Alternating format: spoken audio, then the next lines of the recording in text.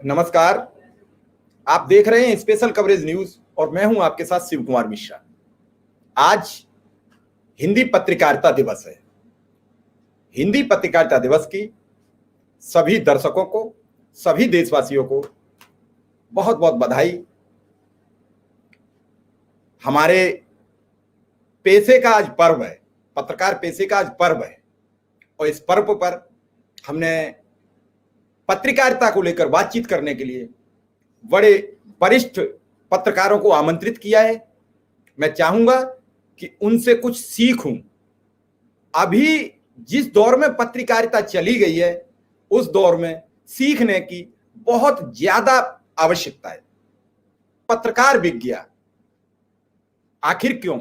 सारे लांछन, अच्छी खबर चलाएं तो परेशानी, बुरी खबर चलाएं तो परेशानी, सारे जो आरोप हैं वो पत्रकार के ऊपर क्यों लगते हैं, एक बड़ा सवाल है। तो ऐसे में हमारे साथ वरिष्ठ पत्रकार पंकज चतुर्वेदी जी जुड़ चुके हैं। सर, आपका बहुत बहुत स्वागत और अभिनंदन। हमारे साथ डॉक्टर राकेश पाठक जी जुड़ चुके हैं। सर, आपका भी स्वागत और अभिनंदन। हमारे साथ प्रोफेसर माला मिश्रा जी जुड़ चुके हैं, बहुत बहुत स्वागत और अभिनंदन। पूर्ति अग्रवाल जी, स्वागत और अभिनंदन। मुक्ता पाठक जी, स्वागत और अभिनंदन। आप सबका स्पेशल कवरेज न्यूज में पत्रकारिता दिवस पर बहुत बहुत स्वागत, अभिनंदन और बहुत बहुत सबको सादर बधाई। मुझे प्रसन्नता हो रही है, राकेश सहयोग मिला, पंकज जी का सुबह सहयोग मिला और आज हम सब इकट्ठे हुए हैं चर्चा करने के लिए। मैं चाहूंगा कार्यक्रम की शुरुआत पंकज जी से। पंकज जी, तो आज हमने मूल इसका हेडिंग रखा है प्रोग्राम का, उसमें आपको क्या नजर आ रहा है, क्या कहेंगे इस पर? पत्रकारिता कहां तक गिर गई? दशा और दिशा दोनों से भ्रमित है, कहां जा रही है? देखो, इंसान को जब इस कायनात ने बनाया था ना, तो इसलिए बनाया था कि वो आगे की ओर देखे, भविष्य की ओर। किसी के घर भी डेथ होती है, किसी भी जाति समाज का होता है, 13वीं होती है, 40सा होता है, और उसके बाद में ये सोच के आगे बढ़ जाते हैं कि चलो अब हम आगे की जिंदगी शुरू करें। लेकिन जैसे जैसे भौतिक सुख बढ़े ना, तो इंसान अतीत जीवी हो गया। एक बड़ा खूबसूरत शब्द है नॉस्टैल्जिया। नॉस्टैल्जिया को जनरली लोग कहते हैं कि ये अपने अतीत के बारे में सुखद यादों को याद करने का परिभाषा है। लेकिन मुझे लगता है पत्रकारिता को लेकर नॉस्टैल्जिया एक अतीत विलाप है। एक जनरेशन गैप है, एक सोशियो इकोनॉमिक गैप है और एक उद्देश्य का गैप है। आजादी के समय पत्रकारिता का उद्देश्य आजादी की लड़ाई को ताकतवर बनाना हुआ करता था। उसके अगले 1.5 दशक तक, यानी सन 65 तक भी पत्रकारिता लगभग उसी इंडिपेंडेंट मूवमेंट के मोड में रही। ऐसा नहीं है कि उस दौर में नेहरू सरी के ताकतवर आदि के समय भी मुंडड़ा और जीप कांड सरी के खुलासे अखबारों के माध्यम से हो चुके थे। लेकिन उस समय और इस समय में थोड़ा फर्क हुआ। वो फर्क ये हुआ कि वैश्वीकरण के बाद में मेरे आपके सभी के जीवन में पर्ण की यानी मुद्रा की भूमिका बढ़ गई और मानवीय रिश्ते समाप्त हो गए, और इसका असर अखबार नबीसी पे भी पड़ा। हम सभी लोग एक उम्मीद करते हैं, आम लोग, कि एक पत्रकार त्वरित लिखे, सत्य लिखे, ईमानदारी से लिखे और निष्पक्ष रहे। लेकिन उसके पढ़ने वाला न तो त्वरित रहता है, न वो खुद निष्पक्ष रहता है, न ईमानदार रहता है, और न ही जब संकट में कोई पत्रकार पड़ जाए तो उसकी मदद के लिए खड़ा होता है। इस दौर में पूंजी का प्रवेश हुआ। पत्रकारिता एक व्यवसाय बन गई। जाहिर है कि जिस हिसाब से कहते हैं कि प्रेम और युद्ध में, तो वैश्वीकरण के युग में प्रेम, युद्ध और व्यापार में, प्यार में, व्यापार में और युद्ध में कोई भी नैतिकता नहीं होती है। यही अखबार नवीसी को लेकर हुई। हम लोग जिस कीमत पे अपनी टेबल पे अखबार चाहते हैं, उसकी प्रोडक्शन कॉस्ट भी उस पर नहीं निकल सकती है। हम लोग जिस कीमत पर एक बेहतर समाचार चैनल चाहते हैं, वो टाटा स्काई या एयरटेल को दिए जाने वाले सब्सक्रिप्शन से पॉसिबल नहीं है। वो एक बिजनेस है, उसके अंदर बड़ी बड़ी कंपनियां पैसे लगाती हैं। हमारे देश के आधे इलेक्ट्रॉनिक मीडिया पे वाइकॉन का कब्जा है, वाइकॉन यानी अंबानी का कब्जा है। ठीक है। आज भी खास तौर पे हिंदी की पत्रकारिता छोटे कस्बों में बची हुई है। मेरे 17-18 साल जो रिपोर्टिंग में गुजारे, उसमें मैंने बहुत स्पष्ट रूप से देखा था कि असल ईमानदार, मेहनती और जमीनी खबर खोज के लाने वाला जो पत्रकार होता है, उसको पत्रकारिता के संस्थान पत्रकार ही नहीं मानते। उसे कह देते स्ट्रिंगर है, संवाद सूत्र है। न उसका कोई भूत होता है, ना कोई भविष्य होता है। जिस दिन अखबार वाले ने उसको भगा दिया कि आज से तू नहीं रहा, तो शहर में हल्ला हो जाता, फला आज से पत्रकार नहीं रहा, अब इसकी कुटाई कर दी जाए। न उसकी सैलरी होती है, न उसका जीपीएफ होता है, न मेडिकल होता है। दयामती वारला रांची में चाय की दुकान चलाती थी। लिखने की ताकत थी। प्रभा जोशी ने उनको जनसत्ता का संवाददाता बना दिया था। राकेश जी यहाँ बैठे जानते होंगे, आज से 30 एक साल पहले छोटे कस्बे में काम करने वाले पत्रकार यही करते थे। किसी की राशन की दुकान होती थी, किसी की मट्टी के तेल का ठिया होता था। ठीक है।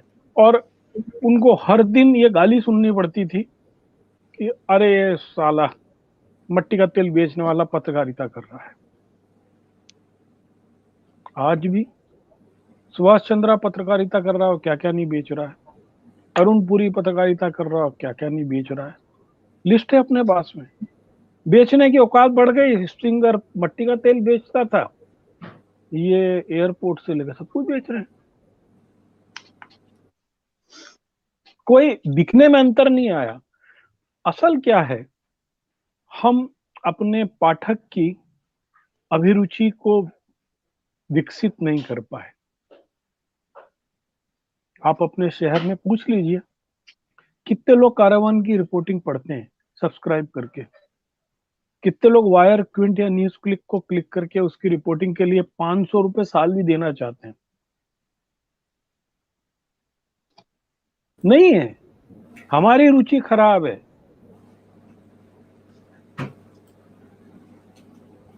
देख लीजिए, पंजाब केसरी ने बंद कर दिया। पहले तो फर्स्ट 2 पेज पे वो हेमा मालिनी और माला सिन्हा ही छापता था, और उस समय देश का सबसे बड़ा सर्कुलेशन का अखबार होता था।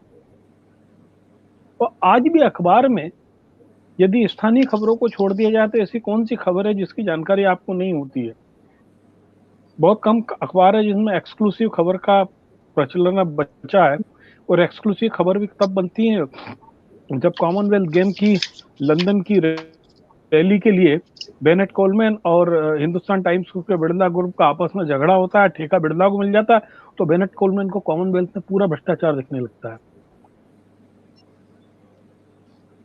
और फिर कौआ कान ले गया, कौआ कान ले गया, सब शुरू हो जाते हैं। बिल्कुल सर, आप पूरा बिल्कुल हकीकत से एकदम रूबरू कराते चले जा रहे हैं जो आज की मीडिया का एक पिक्चर बन गई है। तो आप एक चीज बताइए ना कि मैं क्यों मुफ्त में लिखूंगा, मैं क्यों मुफ्त में जूते खाऊंगा। मैं भी तो चाहूंगा मेरे को भी 2 मंत्री से 2 काम हो जाए, दरोगा मुझको नमस्ते करे, जब थोड़े पटवारी से काम करा लूं। आपकी रुचि तो खराब है, आप भी तो निष्पक्ष नहीं पढ़ना चाहते हो। कितने अखबार के ऑफिस में अभी आपको टेबल पे डिक्शनरी रखी हुई दिख रही है। थिसारस तो होगा ही नहीं होगा। बड़े संपादक से पूछ लो, उनको बाबा कामिल बुल्के की डिक्शनरी नहीं मालूम होगी। बाकी 5 डिक्शनरियों का जानकारी नहीं है। भाषा के स्तर पर संपादक नाम की संस्था को पूंजीपति मालिक ने ग्रैब कर लिया। बड़े अखबारों को मैं जानता हूं, शाम को 7 साढ़े 7 बजे जब पेस्टिंग पूरी हो जाती है, उसके बाद अचानक मार्केटिंग वाला आता है कि ये इसका 2.5 पेज का विज्ञापन आया, इसकी 2 पेज की न्यूज और आधा पेज का इंटरव्यू इधर लगा देना है, और आपकी जो इंपॉर्टेंट न्यूज है सब चली जाती हैं। आज किसी अखबार में जाके देख लो, वहां का जो मार्केटिंग का एग्जीक्यूटिव है वो एडिटर से ज्यादा पावरफुल है। और फिर ये धंधा और शुरू हो चुका है कि मुझको, जैसे आप लोग बड़ा ध्यान से देखें, यदि एक दिन रामदेव का इंटरव्यू किसी टीवी चैनल पे आएगा तो सभी पे साइमल्टेनियसली आएगा, या स्मृति ईरानी जी का आएगा तो फिर सब पे आएगा। ये पीआर एजेंसी से एक पूल बनाती हैं।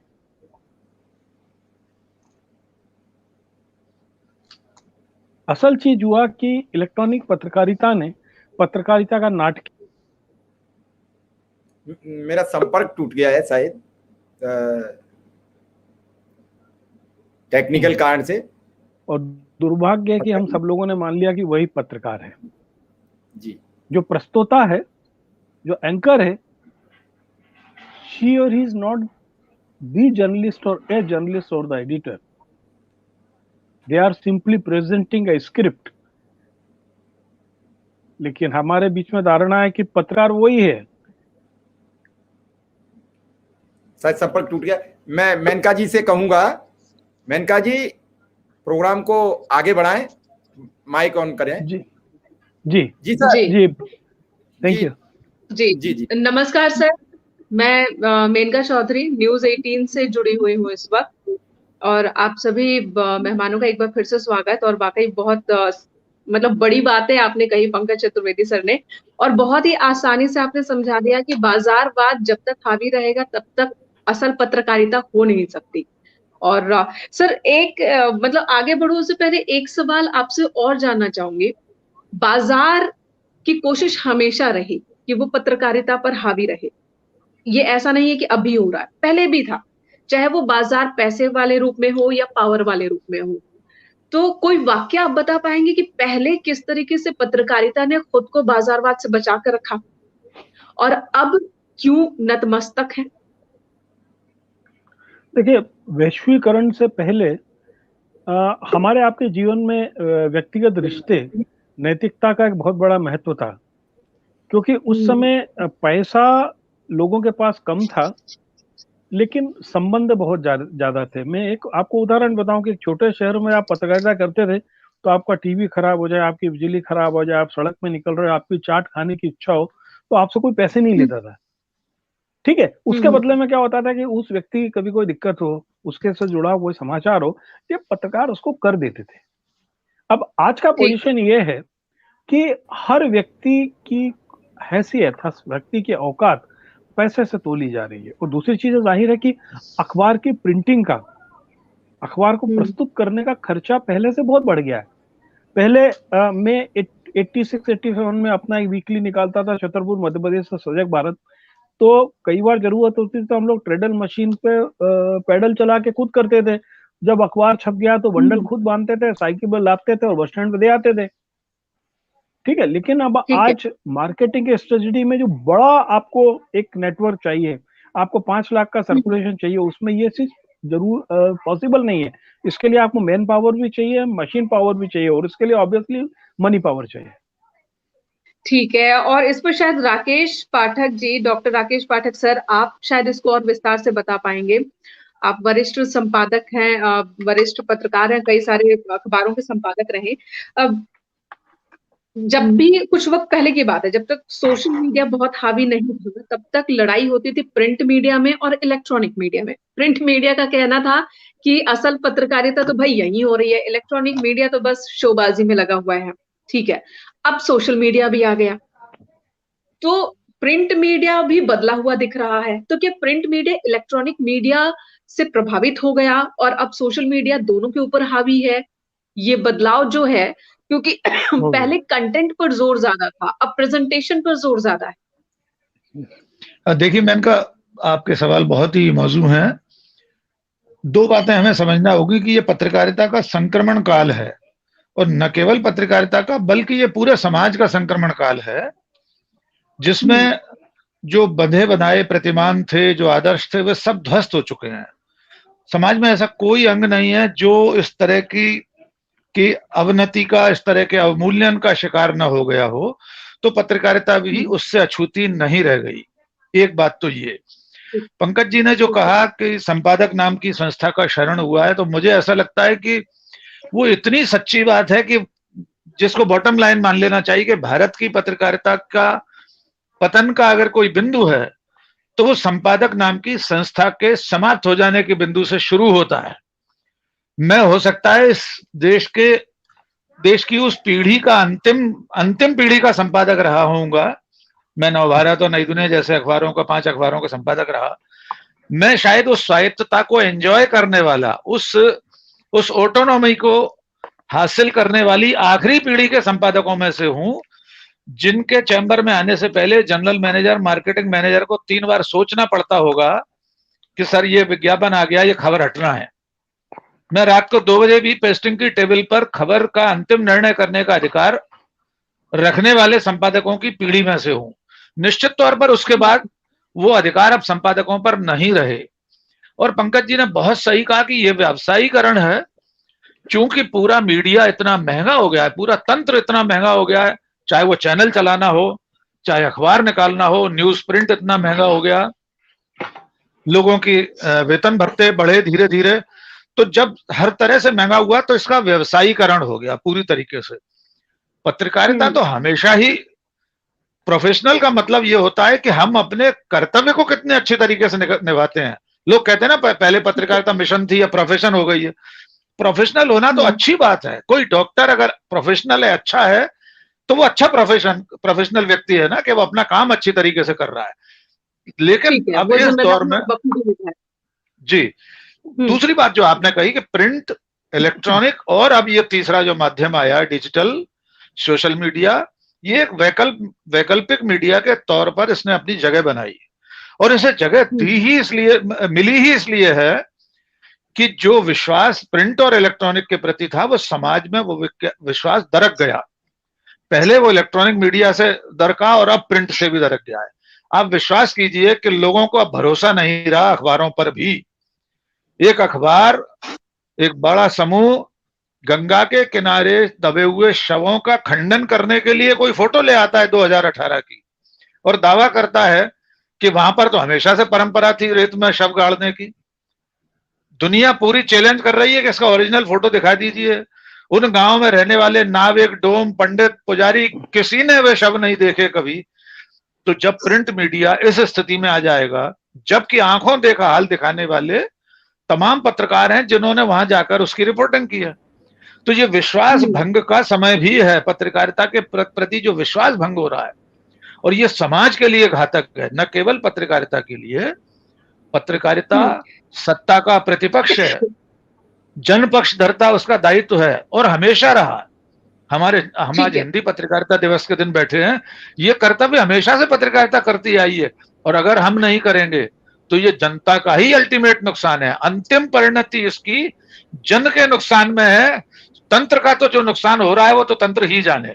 जी मेनका जी, प्रोफेसर माला मिश्रा जी, आप खालसा कॉलेज एसोसिएट प्रोफेसर हैं और बच्चों को पत्रकारिता के गुण क्या है, पत्रकारिता असल में है क्या, वो आप बच्चों को बता रही हैं, लेकिन बदलते पत्रकारिता को भी आप देख रही हैं।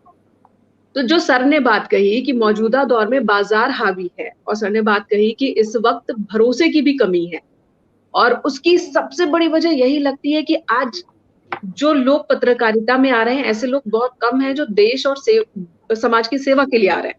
वो ग्लैमर देखकर आ रहे हैं, वो पैसा देखकर आ रहे हैं। और जब एक समझिए 2 भाई है, एक भाई पत्रकारिता में आता है और दूसरा भाई इंजीनियर बन जाता है, दूसरे भाई की सैलरी के कंपैरिजन में पत्रकारिता में सैलरी बहुत कम है। तो ऐसे में होता है कंपटीशन कि कैसे वो अपनी सैलरी बढ़ाए कि अपने भाई के कंपटीशन में रहे, बराबर तो रहे कम से कम। तब वो अपने संपादक या अपने किसी भी संस्था के हर ABCD आदेश को फॉलो करता है। एक पत्रकार के बारे में बताइए कि उस पर क्या बीतती होगी।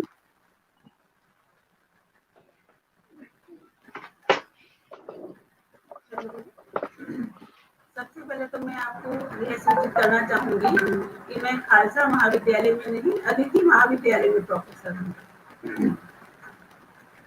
जी क्षमा चाहूंगी, थोड़ा मेरा गला खराब हो गया। ठीक मैं है। अदिति महाविद्यालय में प्रोफेसर हूँ और मैं ये कहना चाहती हूँ कि आज का हर सामान्य व्यक्ति वह कहीं ना कहीं अपने जीवन मूल्यों से पीछे हट रहा है। आज जिस तरीके से नैतिक मूल्यों का ह्रास हो रहा है, तो हर व्यक्ति इस आपाधापी के युग में अपने जीवन में आकर्षण के लिए धन के अनेक जो वैकल्पिक स्रोत हैं उनकी तरफ जा रहा है। ऐसे में अगर हम देखें तो पत्रकार भी कहीं इससे अछूता नहीं है और वह भी अन्य सामान्य व्यक्तियों की तरह पैसे को अर्जित करना चाहता है, उसको तमाम स्रोतों से एकत्रित करना चाहता है और इसी के लिए कई बार वह गलत मार्गों का चयन भी कर लेता है और वह अपने व्यवसाय के साथ भी खिलवाड़ करता है और सनसनीखेज पत्रकारिता का पीछा करते करते वह जो आदर्श पत्रकारिता है उससे भटक रहा है और अपने आय के स्रोतों को अन्य रूपों में तलाश रहा है।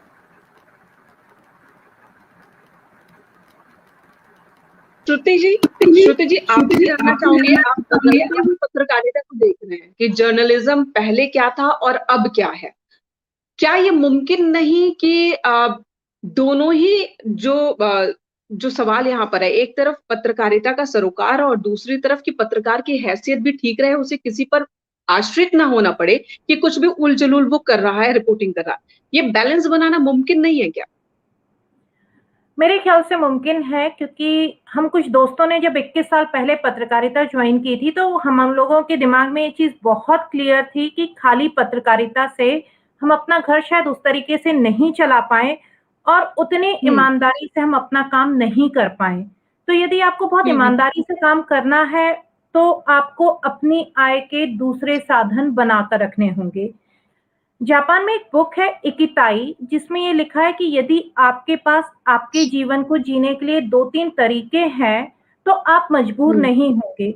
जब भी कोई मेरा साथी पलटकर ये कहता है, क्योंकि मैंने इलेक्ट्रॉनिक मीडिया में भी काम किया है, प्रिंट में भी काम किया है, ऑनलाइन में भी काम किया है, इंडिया में भी काम किया है, इंडिया से बाहर भी काम किया है, बीबीसी हाउस भी देखा है मैंने।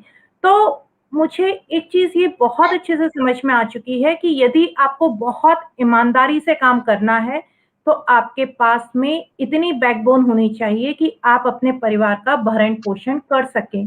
तो इसके लिए आपको शायद लेकिन ये हर किसी के लिए मुमकिन नहीं है, हर किसी के लिए मुमकिन नहीं है। मैं उसी पॉइंट पर आ रही हूँ कि अब जब मैं अपने स्टूडेंट्स को पढ़ाती हूँ तो उनसे कहती हूँ कि आपको अपने दिमाग को इतना वाइजर करना होगा कि एक खबर करते हुए, चीजें करते हुए, आपको अपने परिवार को साथ लेकर चलते हुए कुछ काम साथ में करना होगा, चाहे वो छोटी सी जगह पे ऑर्गेनिक खेती हो, चाहे वो आपके घर के छत पर आपने सब्जियां लगाई हुई हो, कुछ भी किया हो, आपके घर का एक खर्चा आपको कम करना है। दूसरी चीज, जितने लोग मेरे साथ में कहते हैं कि गोदी मीडिया हो गई है, मैं कहती हूँ गोदी मीडिया नहीं हुई है, गोदी मालिक हो गए हैं।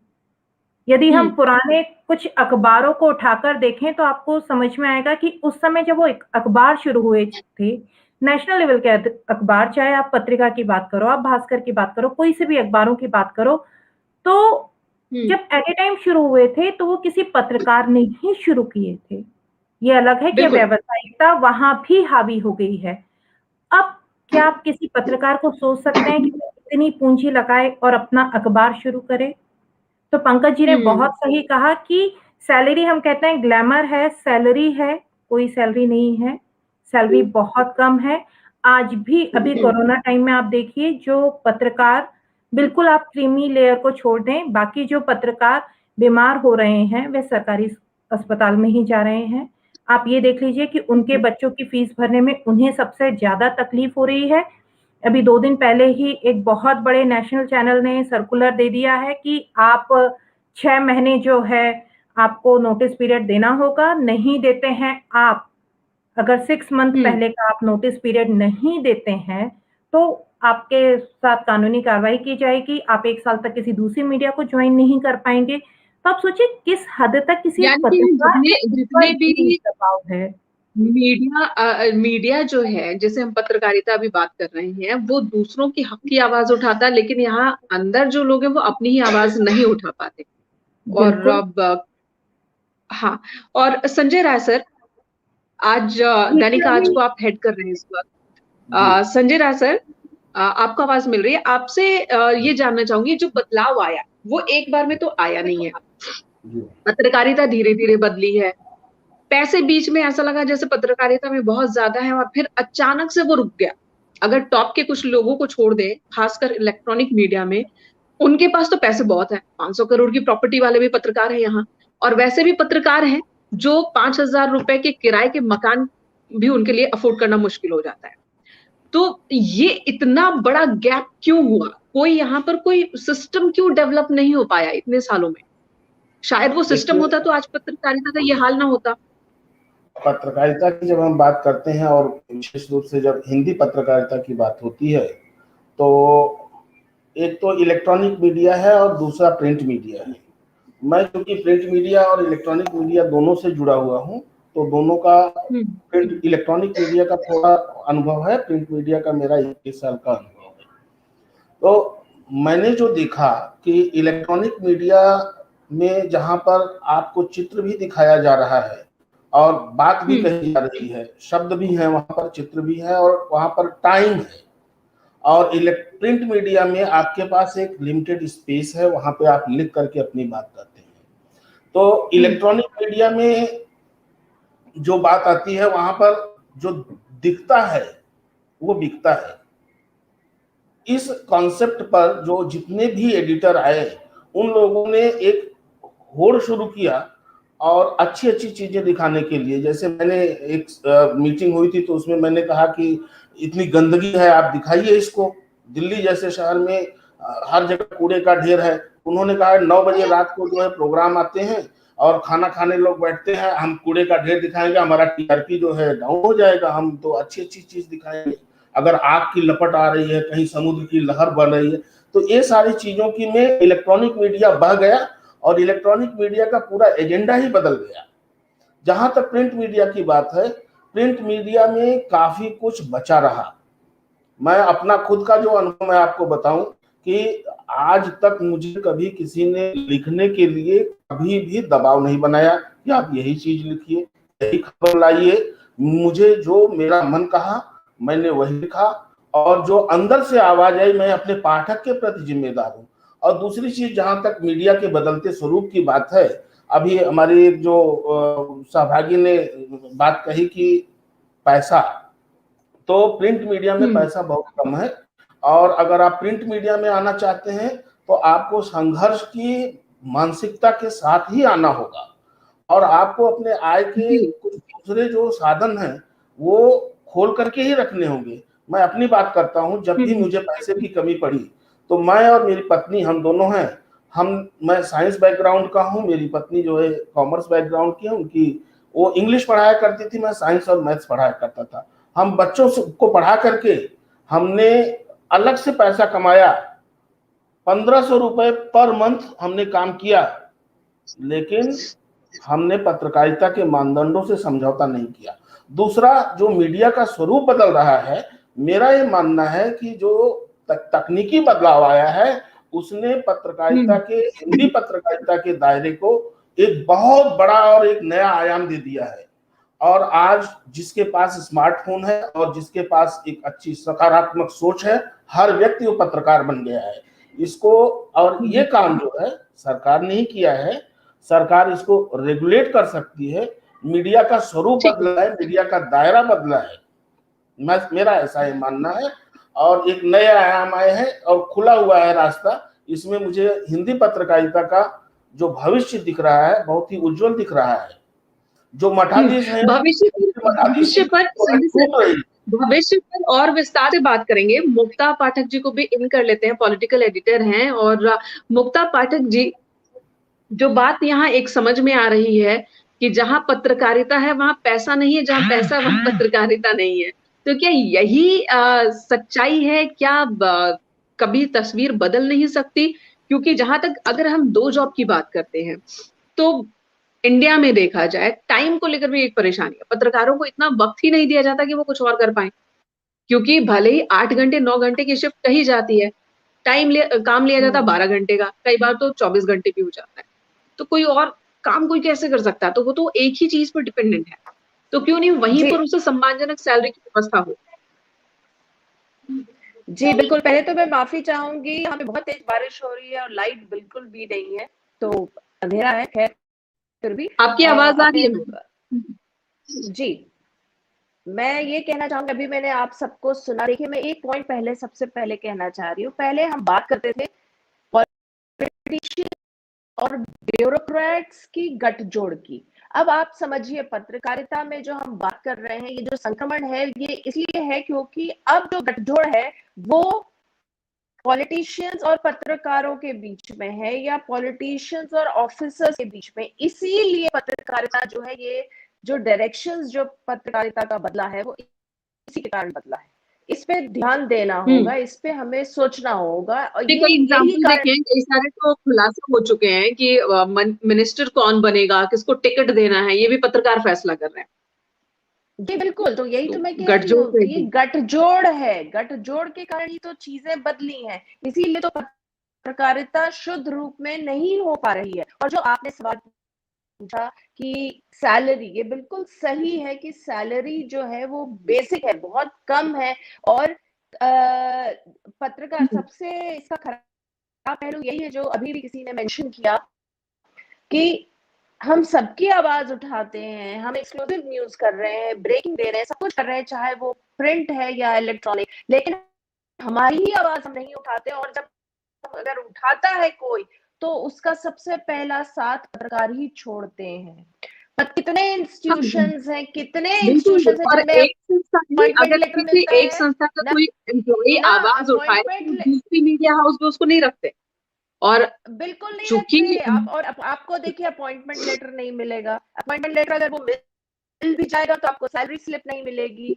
सैलरी अगर आपको मिल भी जाएगी तो महीने महीने लेट होगी। ये तो सभी इंस्टीट्यूशंस का हाल है, सारे ही जितने भी इंस्टीट्यूशंस है, सभी का ये हाल है कि सब जगह पे टाइमली सैलरी नहीं आती है, और जो प्रॉमिस किया जाता है वो नहीं होता है। और दूसरी बात जो है, जो बात हो रही थी कि जब से संपादक अब जो सिनेरियो है, उसमें संपादक सिर्फ संपादक नहीं रह गए हैं। नहीं संपादक नहीं, वो तो मार्केटिंग मैनेजर हो चुके हैं। नहीं, संपादक के साथ साथ वो बिजनेस मैनेजर हो गए हैं। वो जाके डील्स करवाते हैं अपने मालिकों की, पॉलिटिशियंस के साथ, ऑफिसर्स के साथ। तो बेसिकली अभी जो मीडिया हाउसेस को चाहिए, वो केवल एडिटर्स नहीं चाहिए, उनको बेसिकली एक बहुत अच्छा लिएजॉन ऑफिसर चाहिए, जो कि जर्नलिस्ट है। जो ठीक है, जर्नलिस्ट क्योंकि बहुत आज का अच्छा दिन लिएजॉन हिंदी ऑफिसर है। पत्रकारिता के नाम है। मैम, आज का दिन हिंदी पत्रकारिता के नाम है, तो इसके अंदर क्या परेशानियां हैं उस पर तो हमने डिस्कस कर लिया। लेकिन इन फ्यूचर क्या उम्मीदें हैं, किस किस तरह के बदलाव आ सकते हैं? क्या और पत्रकारिता मजबूत होगी, या फिर जैसा कि अभी होता है कि पत्रकार और पत्रकारिता के नाम पर लोग हंस देते हैं, वो स्थिति बनी रहेगी? इस पर अब आगे हम अपने कन्वर्सेशन को ले चलते हैं। पंकज सर, आपने पत्रकारिता के हर दौर को देखा है। उस दौर को भी देखा है जब प्रधानमंत्री की बातों को भी पत्रकार दरकिनार कर दिया करते थे, और बहुत अप्स एंड डाउन्स आए आजादी की लड़ाई से लेकर अभी तक में। हमने स्वर्ग की सीढ़ी भी खोज ली हिंदी पत्रकारिता ने। हिंदी पत्रकारिता ने स्टिंग ऑपरेशन करके कई सच्चाई भी सामने हम लेकर आए हैं। आगे फ्यूचर को देखते हुए आपको कितनी उम्मीद है कि चीजें और बेहतर होंगी पत्रकारिता और पत्रकार दोनों के लिहाज से? देखिए, और कैसे पॉसिबल होगा? दो चीज यहाँ पे मैं विमर्श करना चाहूंगा। आज के जो हालात हैं, जिसके अंदर हम हिंदी पत्रकारिता की स्थिति को, दशा और दिशा को लेकर चिंतित हैं, उसके लिए बहुत हद तक पत्रकार भी जिम्मेदार हैं। क्योंकि हुआ ये कि मैं आपको एक उदाहरण बताता हूँ कि चूंकि हमने अपने जीविकोपार्जन के लिए ट्रांसलेशन का काम भी साथ में किया, प्रूफ का भी किया, एडिटिंग का किया। जैसे श्रुति ने कहा कि बहुत सारे काम हमको इस तरीके के करना चाहिए। आज से 5 साल पहले जो एड एजेंसी एक ट्रांसलेशन का मुझको 5,000 रुपए देती थी, वो आज 2,000 रुपए देने को कह रही है। वो कह रही क्यों? बोले हमारे पास 8 लोग हैं जो 500 रुपए में करने को तैयार हैं, लेकिन जब उनका आप काम देखोगे तो you are apple of my eye को लिखेंगे कि तुम मेरे आंखें सेव फल हो। हिंदी अखबारों की जो हेडिंग्स लग रही हैं, जिस प्रकार की लैंग्वेज को लिखा जा रहा है, उसको लेकर जब तक क्वालिटी इंप्रूवमेंट पर हम ध्यान नहीं देंगे, कंटेंट को लेकर, जैसे अभी संजय साहब कह रहे थे कि सब लोग पत्रकार बन गए, बहुत स्पष्ट है, पत्रकारिता का बेसिक है कि हर सूचना समाचार नहीं होती है। एक सूचना को समाचार के रूप में तराशने के लिए एक संपादक की जरूरत होती है, और पत्रकारिता का निकृष्टता का दौर इसीलिए आया है कि जो फेसबुक पे 5 लाइन लिखने लगा है वो अपने आप को ब्रेकिंग न्यूज का पत्रकार समझने लगा है। तो और मौजूदा ये वक्त भी में तो ट्विटर पे या सोशल मीडिया पर जिसके ज्यादा फॉलोअर है, भले उसे ज्ञान हो ना हो, वो ज्यादा पत्रकार है। और कई मैं आपसे जगहों यही पर कह रहा तो नौकरी देने और लेने का पैमाना भी यही है कि कितने फॉलोअर्स हैं आपके, पहले ये बताइए कि आपको नौकरी मिलेगी। बिल्कुल बिल्कुल। देखिए, सूचना को समाचार बनाने के लिए एक आपको एक उदाहरण बता रहा हूँ। हमारे समय में चूंकि कंप्यूटर नहीं थे, जनसंपर्क विभाग का एक चपरासी रोज शाम को एक प्रेस नोट बांटने आता था, और प्रेस नोट आमतौर पर सभी लोग सोचते हैं समाचार आया है, इसको हमको छापना है, क्योंकि उस समय सूचनाओं का इतना ज्यादा प्रवाह नहीं होता था, इंटरनेट होता नहीं था, एक पेज भरना होता था। अब हम जैसे लोग क्या करते थे कि एक समाचार है कि छतरपुर शहर में 15 कुंटल चीनी बटी, ये सूचना है जो आमतौर पर जिसके हाथ में आज स्मार्टफोन है वो इकट्ठी करता है, लेकिन हमारा काम उसके आगे होता था। 5 राशन की दुकान पे गए, वहां पूछा वहां कितनी चीनी लोगों को अभी तक दी है, और सिर्फ ये लिखते थे हम। जिस दिन ये 3 दिन ऐसी खबर छपती थी ना, चौथे दिन कलेक्टर बुलाता था कि भाई साहब हमारे पीछे क्यों पड़े हुए हो। जाहिर है छोटी जगहों में पत्रकारिता का शौक यही होता था कि आपको एसपी कलेक्टर नमस्ते करे, 5 एमएलए एमपी थोड़ा सा आपकी बात सुन ले, और हम लोग गदगद हो जाया करते थे। ठीक है, अब आज की जरूरतें पलट गई है। आज की जरूरत यह है कि जिला प्रशासन हो, चाहे मंत्री हो, चाहे प्रधानमंत्री हो, चाहता है कि जो प्रेस नोट मैंने दिया है वो यथावत छपे, यानी जो सूचना है वो समाचार ना बन पाए। जब आपको सूचना को समाचार बनने से रोकना है तो सबसे पहले आप संपादक को रास्ते से अलग करोगे, और वही हुआ भी। और इसके जिम्मेदार तो सर मुझे कई हद तक कुछ संपादक भी लगते हैं, जिन्होंने सारा पावर अपने पास रखा, अपने से नीचे जो बोलते हैं सेकंड लाइन को तैयार ही होने नहीं दिया। सेकंड लाइन में उन्होंने वैसे लोगों को ही रखा जो किसी तरीके से चापलूसी करके या फिर बिना क्वालिटी के वो पहुंचते गए। तो फिर जब वैसा इंसान पावरफुल प्लेस पर बैठेगा तो फिर उसकी सोच भी सीमित होगी, फिर वो वैसे ही फैसले लेगा, ऐसा लगता है। जैसा मैं आपको कह रहा था कि लोगों के पास में डिक्शनरीज नहीं है, लोगों के पास में बेसिक जानकारी ही नहीं है। अभी आज ही उद्दंड मार्दन की बात करें तो लोग ये नहीं जान पाएंगे कि भारत में जब पहला अखबार हिक की गजट शुरू हुआ, उसके बाद हमको 28 साल क्यों हिंदी अखबार के लिए इंतजार करना पड़ा, और हिंदी अखबार जब निकलना शुरू हुआ तो उसके 79 अंक निकले, उसके बाद उसको क्यों बंद होना पड़ा। आप यदि उस अंक के उद्दंड मार्दन के बंद होने के कारणों पे आज याद करेंगे तो आपको ठीक यही लगेगा कि आज भी पत्रकारिता, हिंदी पत्रकारिता ठीक उसी संकट से गुजर रही है। कोलकाता से अखबार निकलता था, निकल पाएंगे या नहीं, हम निकलेंगे कि नहीं, ये भी एक बड़ा सवाल है। शिव कुमार सर, आपने बहुत ही, हाँ आपके पास आती हूँ सर, पंकज सर आपके पास आती हूँ। शिव कुमार जी, आज के दिन बहुत ही महत्वपूर्ण दिन, आपने बहुत ही महत्वपूर्ण टॉपिक को उठाया। बहुत जरूरी है कि हम वक्त वक्त पर खुद के अंदर मतलब देखते हैं कि हम कहाँ तक पहुंचे हैं, आगे हमें करना क्या है और क्या करना चाहिए था, यानी सेल्फ असेसमेंट जो कहते हैं। तो आपको क्या लगता है कि एक वक्त में, चाहे हम पुरानी वक्त की बात करें, मिडिल की बात करें या आज की हम बात करें, हर दौर में अच्छे पत्रकार भी रहे हैं और वैसे भी रहे हैं जो नतमस्तक होने को तैयार रहे हैं। रेशियो हो सकता अप डाउन हुआ हो, तो फ्यूचर को लेकर आपको क्या उम्मीद है? अच्छे पत्रकार आज भी हैं, वो बड़े पत्रकार भले ना हो लेकिन अच्छे तो हैं हमारे बीच। बात आपने बिल्कुल ठीक कही मेनका जी, लेकिन समस्या यहाँ ये है कि हम अपने पेशे से बिल्कुल बदलते जा रहे हैं। जो अच्छे पत्रकार हैं उनकी हालत इतनी दयनीय है कि वो अच्छे नहीं रह गए, केवल नाम के अच्छे हैं। वो अपने कंटेंट को लेकर आज भी हैं, वो अपनी जिम्मेदारी को लेकर समझते हैं, लेकिन जो नया सिस्टम आया नतमस्तक वाला, उसने अच्छे पत्रकार को बहुत पीछे धकेल दिया है। वो वहां से उसकी आवाज फर्स्ट वाले रो में नहीं जा रही है, वो थर्ड रो में खड़ा हुआ है। और जब तक ये रो वाला सिस्टम, लाइन क्रॉस नहीं होगा, ये बेंचमार्क नहीं हटेगा, तब तक कुछ हो नहीं सकता पत्रकारिता में। और इसे रोकने के लिए जो ये नया पैटर्न पिछले 6-7 साल में 8 साल में डेवलप हुआ है, इसे रोकना होगा। इसे रोकने में हम सबको बराबर का सहभागिता निभानी पड़ेगी। जैसे डॉक्टर राकेश पाठक जी, पंकज चतुर्वेदी जी, संजय राय जी ने कहा, वो बिल्कुल सत्य है। ये लोग उस दौर के पत्रकार हैं जब प्रधानमंत्री जैसे लोग आते थे तो इन्हें बुलाकर बात करते थे, मुख्यमंत्री पूछते थे जिले में जाने पर, इनके निवास स्थान पे जाकर पता कराते थे कि फला पत्रकार हैं, बुलाइए उन्हें। आज नहीं पूछा जाता है, आज ये सुबह मैसेज दिया जाता है, फिर उन्हें लगता है कि उनके मतलब के कौन कौन से पत्रकार हैं, उन्हें एक कार्ड मिलता है एंट्री का। तो ये जिन्हें कार्ड मिल गया वो बोलते नहीं कि बाकी साथी रह गए, उनका क्या होगा।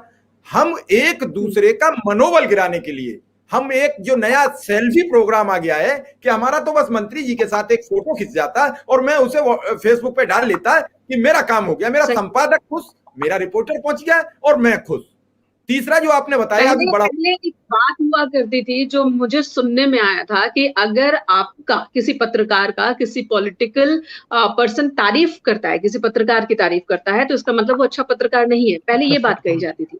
लेकिन आज के वक्त में है कि कितने ज्यादा पॉलिटिकल पर्सन के साथ आपकी फोटो है, आपके फोन लिस्ट में कितने सारे नेताओं मंत्रियों के नाम हैं, और आप फोन करेंगे और वो उठा लेंगे, जवाब देंगे, तो आप अच्छे पत्रकार हैं। कहीं छोटे चैनल में मैं देखती हूँ 25 से 35 हजार पर बुलाते हैं किसी शख्स को नौकरी के लिए और बोलते हैं आपके कहने पे कितने लोग आ सकते हैं मेहमान के तौर पे। तो मतलब कनेक्शन ही पत्रकारिता है। अगर कनेक्शन ठीक है तो पत्रकार अच्छा है, ये माना जाता है। लेकिन ये चीजें कैसे बदलेंगी? क्या अंदर से हल्ला बोल करेंगे पत्रकार तब ये चीज बदलेगी? दर्शकों की डिमांड बदलेगी तब ये बनेगी? श्रुति जी, मैं आपसे समझना चाहती हूँ, अभी मौजूदा वक्त में सोशल मीडिया बहुत हावी है, ट्विटर हम कह ले, यूट्यूब कह ले, फेसबुक कह ले, और भी बहुत सारे माध्यम हैं। हमने ये सोचा था कि जब सोशल जर्नलिज्म बढ़ेगा तो शायद जो मेन स्ट्रीम जर्नलिस्ट हैं उनको सही रास्ता देखने को मिल जाएगा।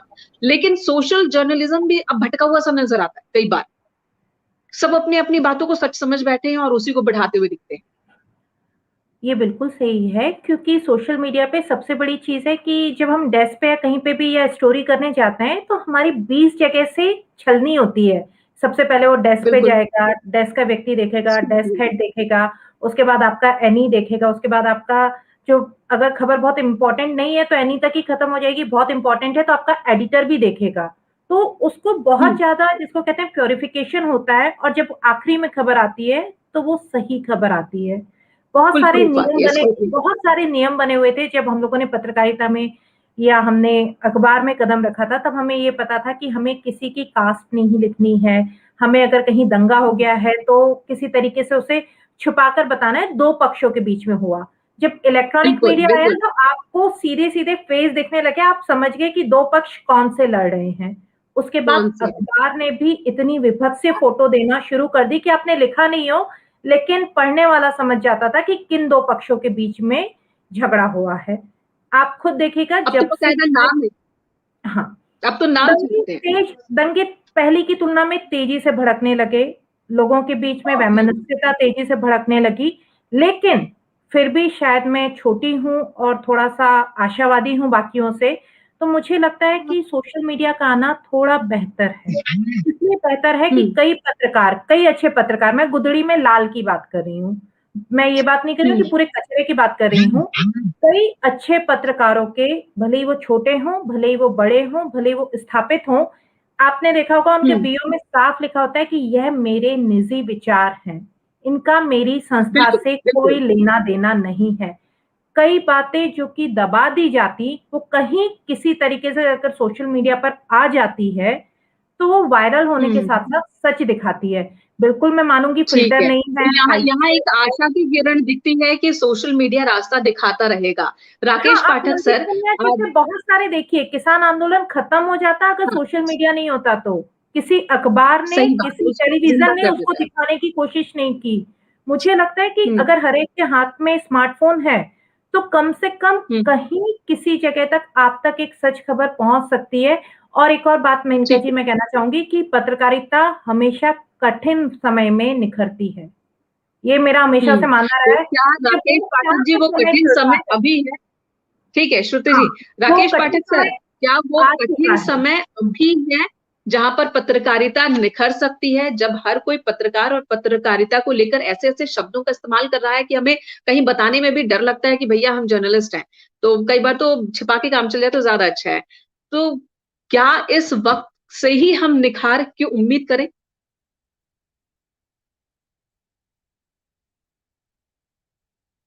सर आप म्यूट हैं, आपकी आवाज नहीं आ रही। जी जी, मैंने कहा आ रही है आवाज? हाँ जी, अब आ रही है। जी, देखिए अभी कुछ ऐसे विषयों पर बात हुई जो पूरे इस वक्त के सिनेरियो को, परिदृश्य को समेटने के लिए बहुत महत्वपूर्ण विषय मुक्ता जी ने, श्रुति ने कहे कि जो पत्रकारों की दशा है, हम अभी पूरी पत्रकारिता की बजाय पत्रकारों की दशा की बात कर रहे हैं, तो सचमुच उनकी दशा बहुत अच्छी नहीं है। पीछे बंधे हैं हाथ मगर शर्त है सफर, किससे कहें कि पांव का कांटा निकाल दे। हकीकत यही है, चाहे उनके वेतन भत्तों की स्थितियां हों, चाहे उनके जीवन यापन के बाकी जो स्तर हैं, खास तौर से हिंदी पत्रकारिता और उसमें से भी जो आंचलिक पत्रकारिता है, जो वास्तव में देखा जाए तो हिंदी पत्रकारिता के वाहक कौन है? आंचलिक अखबार।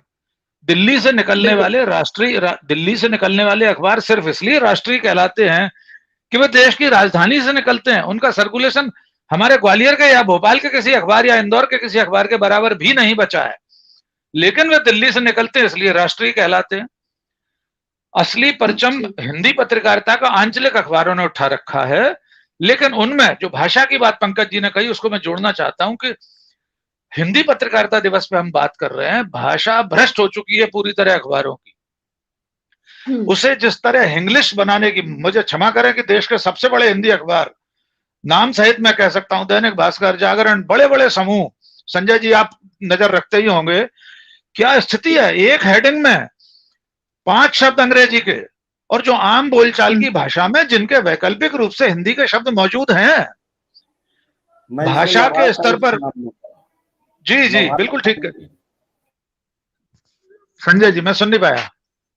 भारत टाइम्स भाषा को बिगाड़ने में सबसे बड़ी भूमिका। बिल्कुल सबसे बड़ी भूमिका। बिल्कुल समीर जैन साहब जब अमेरिका से लौट के आए, उन्होंने बिल्कुल अधकचरा कर दिया उसको। और भास्कर की बात कर रहा हूं मैं, मध्य प्रदेश में आप देख लीजिए या कहीं भी देख लीजिए, किस कदर इंग्लिशकरण किया। क्या जरूरत है सचमुच इसकी?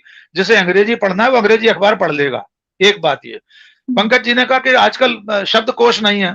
मैंने कहा मेरी टेबल पर हमेशा मेरे पीछे नालंदा शब्दकोश रहता था। शीर्षक में मेहनत नहीं करते हैं लोग।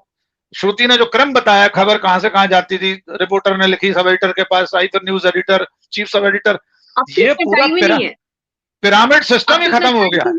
अब इतना टाइम ही नहीं, खबर फाइल की सीधे चली गई। शीर्षक में मुहावरेदार लोकोक्तियों के साथ प्रयोग करना खत्म हो गया। संपादकों के पास इतनी फुर्सत नहीं है कि अपनी टीम को शीर्षक लगाने का तरीके बताएं कि कैसे रोचक और कैची हो सकते हैं शीर्षक। तो आशावाद की जो आप आशा की किरण देख रहे हैं, तो मैं भी चाहूंगा कि जी मैम, ये मान लेते हैं कि चूंकि सोशल मीडिया का जमाना है, सोशल मीडिया पर किसी भी खबर को यहां से वहां तक पहुंचने में टाइम नहीं लगता। तो ये चैलेंज इलेक्ट्रॉनिक मीडिया और प्रिंट मीडिया के सामने भी है कि कैसे वो भी जल्दी खबरों को आगे परोस सके। तो हो सकता है कि थोड़ा सा जो स्क्रूटनी प्रोसेस है उसे छोटा कर दिया गया, लेकिन अगर वहां पर अगर हम पैसे दे, काबिल लोगों को रखे, तो हो सकता है कि गलतियां कम हो। खैर, इन सबके बीच अब चूंकि हमारा प्रोग्राम आखिर दौर में है, तो ये जानना चाहूंगी संजय सर, क्या ये पॉसिबल नहीं है कि तमाम विपरीत परिस्थितियों के बीच जो पत्रकार है, जो वाकई पत्रकारिता करना चाहते हैं, वो सांस लेकर काम कर सके अपने मन के मुताबिक? किसी तरीके से ये गुंजाइश है या नहीं है? बिल्कुल है। मेरा ये मानना है, आज की जो इतनी अच्छी चर्चा हुई है, पंकज चतुर्वेदी जी, डॉक्टर राकेश पाठक जी और श्रुति अग्रवाल जी ने जो बातें कही हैं, और ये बहुत ही, मेरा ऐसा मानना है कि एक बहुत सार्थक चर्चा हुई है और बहुत ही अच्छी चर्चा हुई है। आप देखेंगे कि कुछ ही देर के बाद ये पूरी चर्चा सोशल मीडिया के प्लेटफॉर्म के जरिए ही पूरी दुनिया में देखी जाएगी। तो मेरा ऐसा मानना है कि जो सोशल मीडिया का जो प्लेटफॉर्म मिला है, इस प्लेटफॉर्म ने हिंदी पत्रकारिता के लिए बहुत बड़ी संभावनाओं का द्वार खोला है, और इसमें जो अच्छे लोग रहेंगे वो निखरेंगे, और वो निखर करके आएंगे ही आएंगे, ऊपर आएंगे। इसमें जहां तक भाषा की शुद्धता की बात है, चतुर्वेदी जी आपने बताया, जो राकेश पाठक जी ने कहा कि इसमें जो मठाधीश, जो बड़े बड़े पत्रकार अखबार हैं, दिग्गज अखबार, समाचार पत्र जिनको तथाकथित राष्ट्रीय मीडिया कहा जाता है, इन समाचार पत्रों ने अपने बाजारी स्वार्थों के कारण भाषा, हिंदी भाषा को बिगाड़ने का काम किया है। मेरा ये मानना है कि अगर भाषा की शुद्धता पर ध्यान देना है तो उसके लिए हमको हिंदी भाषा अपने घर से, अपने स्कूल से, अपने विद्यालय से सीखनी होगी। और उसके लिए बहुत से ग्रंथ हैं जो हम घर पे रह करके पढ़ सकते हैं, देख सकते हैं और भाषा में सुधार कर सकते हैं। मुझे हिंदी पत्रकारिता का भविष्य सोशल मीडिया पर नजर आ रहा है और बहुत ही उज्जवल भविष्य नजर आ रहा है। जी, ये उम्मीद की बात कही आपने सर। प्रोफेसर माला मिश्रा जी, आपसे ये जानना चाहूंगी, जो बात कह रहे थे कि सर इस वक्त कि जो सोशल मीडिया है कहीं ना कहीं वो रास्ता दिखाने का काम कर रहा है मेन स्ट्रीम मीडिया को, और अगर वहां पर कोई पत्रकार घुटन महसूस करे तो वो सोशल मीडिया प्लेटफॉर्म पर आकर अपना काम कर सकता है, अपनी जो जिम्मेदारी उसको निभाने की इच्छा है अंदर से, वो जिम्मेदारी निभा सकता है। ये एक अलग चीज है, ठीक है। सोशल मीडिया ये तो एक तरह से मैदान छोड़ने वाली भी बात हो गई, ठीक है। सोशल मीडिया है, हम इसका इस्तेमाल करेंगे, हम यहाँ पर जो मन जिस तरीके का काम है करना चाहेंगे वो करेंगे, लेकिन मेन स्ट्रीम मीडिया को जवाबदेही अपनी सुनिश्चित करनी होगी, उन्हें और जिम्मेदार बनना होगा। ये कैसे मुमकिन हो सकेगा? जो पारंपरिक मीडिया है, मुख्य धारा का मीडिया है, वास्तव में समाज के प्रति अपनी जिम्मेदारी को निभाने के लिए वही सशक्त रूप में जब सामने आएगा, तभी वास्तव में ये समाज जो है ये विकास के पथ पर अग्रसर हो सकता है। तो सोशल मीडिया है, वो सोशल मीडिया पारंपरिक मीडिया से बहुत अलग है। उसमें बहुत तरीके के, इस तरीके के प्रावधान नहीं है कि उसमें अंकुश लगाया जा सके। विश्वसनीयता के स्तर पर उसमें बहुत कमी है अभी, इसलिए बहुत जरूरी है कि जिस प्रकार से पारंपरिक मीडिया काम करता रहा है उस तरीके से विश्वसनीयता को बनाते हुए कहीं ना कहीं पूरी तरीके से कार्य को किया जाए और खबरों को उसमें दिया जाए।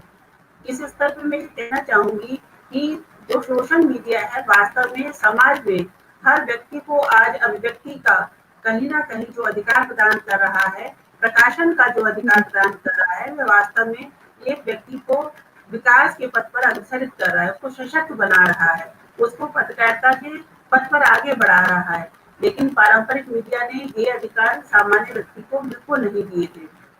तो कहीं ना कहीं विश्वसनीयता का आधार हम पारंपरिक मीडिया से लें और हर व्यक्ति को समान रूप से अभिव्यक्ति का अधिकार अगर सोशल मीडिया की तरह दें, तो दोनों की तालमेल से हम कहीं ना कहीं जमीनी स्तर पर कार्य करते हुए समाज को आगे बढ़ा सकते हैं। और सबसे अधिक एक पत्रकारिता प्रोफेसर होने के नाते जो मैंने महसूस किया, सबसे बड़ी कमी जो हमारी हिंदी पत्रकारिता की है वह भाषा स्तर पर है। भाषा के स्तर पर जिस तरह के कुछ नए नए प्रयोग किए जाते हैं, वहाँ पर कई बार जो शब्द का मूल अर्थ है उसी के साथ भी बहुत बड़ा अन्याय हो जाता है। इस प्रकार की छोटे में आपसे जानना चाहूंगा, आपके पास आते होंगे और वो आप पूछती होंगी कि भैया ये पत्रकारिता में क्यों आ रहे हो, क्या सोच कर आ रहे हो, तो ज्यादा जवाब आपको क्या मिलता है? देश को बदलना है, समाज सेवा करना है, या ग्लैमर है, पैसे हैं, उन्हें हीरो बनना है, P2C मारना है, टीवी पर आना है, किस लिए आते हैं? बहुत ही सटीक प्रश्न आपने किया है। और निश्चित रूप से इस चीज को हम जब अपने बच्चों से पूछते हैं कि बेटा आपने ये पत्रकारिता में प्रवेश क्यों लिया है, इसमें एडमिशन क्यों लिया है, तो एक सबसे बड़ी बात ये होती है कि आकर्षण है इसके प्रति लोगों में। और बच्चे ये चाहते हैं इसका अर्थ है, मीडिया का अर्थ जो है वो बिल्कुल भी प्रिंट मीडिया है ही नहीं, वो इसका अर्थ सिर्फ इलेक्ट्रॉनिक मीडिया से लेते हैं। और वे हमेशा चाहते हैं कि वो एंकर बने, टीवी पर आए, स्क्रीन पर आए, लोग उनको देखें, उनको पहचाने, उनको नाम मिले, और उनको ऐसा भी लगता है कि शायद इलेक्ट्रॉनिक मीडिया में पैसा ज्यादा है, तो उनको अच्छा।